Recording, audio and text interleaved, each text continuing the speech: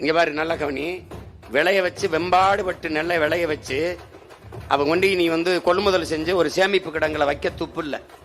ஒரு மாவட்ட தலைநகர், ஒன்றிய தலைநகர்ல இந்த மாதிரி ஒரு தகர சீட்டை போட்டு ஒரு சேமிப்பு கிடங்க கட்டி வைக்க முடியாதா? ஒரு உழவல் குடியோனுடைய வேளாண் குடிமகனின் உழைப்பு எவ்வளவு உதாசீனப்படுத்தப்படுது, எவ்வளவு அவமதிக்கப்படுதுன்னு பாரு. தெருவில் எப்படி முளைச்சு கிடக்கு பாரு.